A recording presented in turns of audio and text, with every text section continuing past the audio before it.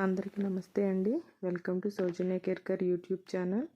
ముందుగా మీరందరికీ వరలక్ష్మి వ్రత శుభాకాంక్షలు అండి. ఇప్పుడు మనం శ్రీ వరలక్ష్మి వ్రత కథ విందాం రండి.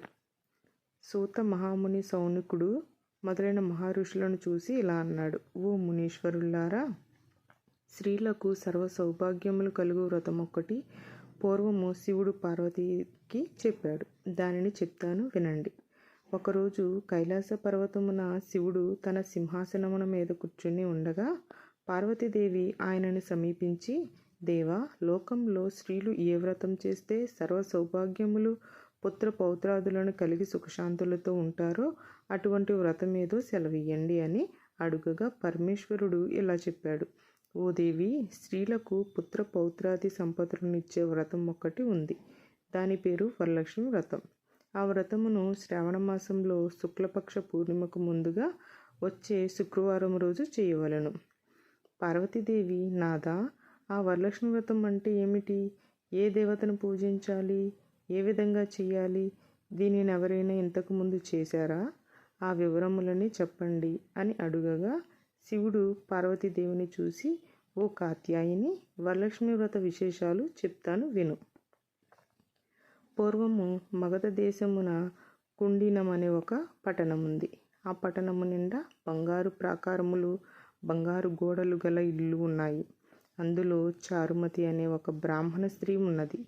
ఆమె పతియే ప్రత్యక్ష దైవముగా భావించి తెల్లవారుజామునే లేచి స్నానం చేసి పతిదేవుని పువ్వులతో కొలిచి ఆ తరువాత అత్తమామలను అవసరమైన అనేక సేవలు చేసి ఇంటి పనులన్నీ ఓర్పుతో నేర్పుతో చేసుకుంటుండేది.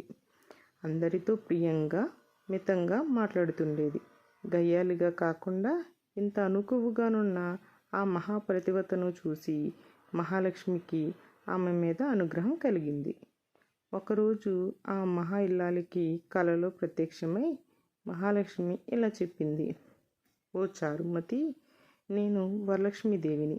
నీ నడవడిక చూసి నాకు నీ మీద అనుగ్రహం కలిగి నీకు ప్రత్యక్షమయ్యాను. శ్రావణ మాసంలో శుక్లపక్ష పూర్ణిమకు ముందుగా వచ్చే శుక్రవారం రోజు నువ్వు నన్ను పూజించితే నీకు కోరిన వరములిస్తాను అని అలా ప్రత్యక్షమైన అమ్మవారిని చూసి ఎంతో మురిసిపోయిన చారుమతి దేవి కలలోనే వరలక్ష్మీదేవి ప్రదక్షిణ నమస్కారములు చేసి, నమస్తే సర్వలోకానాం జనన్యే పుణ్యమూర్తయే శరణ్యే త్రిజగద్వంద్యే విష్ణు వక్షస్థలాయే అనే అనేక విధముల స్తోత్రములు చేసింది. ఓ జగజ్జనని, నీ కటాక్షంబు కలిగితే జనులు ధన్యులవుతారు, విద్వాంసులవుతారు, సకల సంపన్నులవుతారు. నేను పూర్వజన్మలో చేసిన పూజాఫలము వల్ల నీ దర్శనము నాకు కలిగింది అనగా వరలక్ష్మీదేవి సంతోషము చెందింది. ఆ వెంటనే మెలకువ వచ్చి 4 వైపులా చూస్తే చారుమతికి వరలక్ష్మీదేవి కనబడలేదు. అప్పుడు ఆమెకు అర్థమైంది తాను కలగన్నానని. వెంటనే భర్తని అత్తమామలని లేపి చెప్పగానే వాళ్ళు కూడా చాలా సంతోషించారు. ఆ స్వప్నము చాలా ఉత్తమమైనది.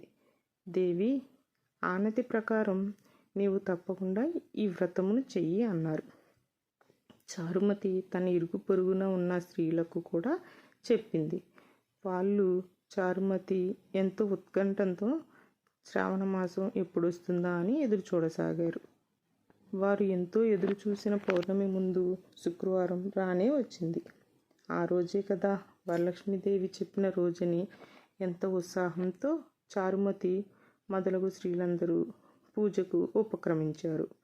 ప్రాతకాలమే లేచి తలార స్నానం చేసి పట్టుబట్టలను కట్టుకున్నారు. చారుమతి ఇంట్లో అందరూ చేరారు. అక్కడ ఒక ప్రదేశంలో గోమయంతో అలికారు. ఒక మంటపం ఏర్పరిచారు. దాని మీద ఒక ఆసనం వేశారు.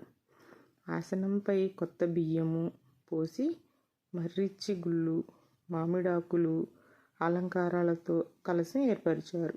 అందులోకి వరలక్ష్మీదేవిని ఆవాహనము చేశారు. చారుమతి మొదలగు స్త్రీలంతా ఎంతో భక్తి శ్రద్ధలతో పూజ చేశారు. పద్మాసనే పద్మకరే సర్వలోకైక పూజితే నారాయణ ప్రియే దేవి సుప్రీత భవ సర్వదా అను ఈ శ్లోకంతో ధ్యాన వాహనాది షోడశోపచార పూజ చేశారు. 9 సూత్రములు గల తోరణాన్ని కుడి చేతికి కట్టుకున్నారు.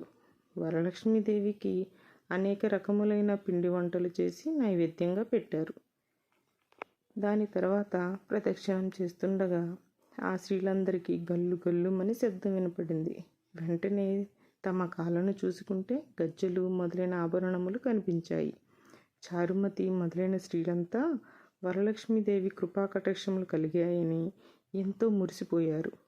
రెండో ప్రదక్షిణం చేయగానే చేతులకు దగదగలాడే నవరత్నాలతో కూడిన కంకణములు మొదలైన ఆభరణములు కనిపించాయి. ఇంకా వాళ్ళ ఆనందం ప్రత్యేకించి చెప్పేదేముంది. మూడవ ప్రదక్షిణం పూర్తి కాగానే ఆ స్త్రీలంతా సర్వభూషణ అలంకారకృతులయ్యారు. చారుమతి మొదలైన ఆ స్త్రీలు ఇళ్ళన్నీ స్వర్ణములయ్యాయి. వాళ్ళకి రథగజ తురగ వాహనములు ప్రసాదింపబడ్డాయి.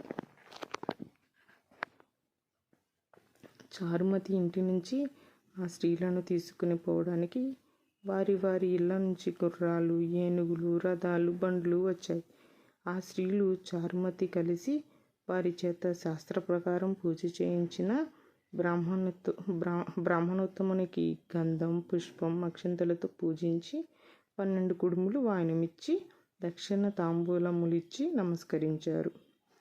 బ్రాహ్మణుడు వారిని ఆశీర్వదించారు.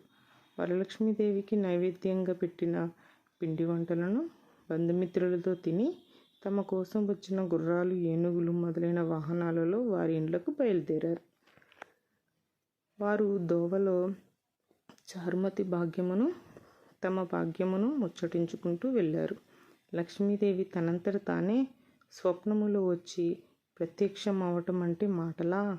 చారుమతి అంత అదృష్టవంతురాలు అనుకున్నారు.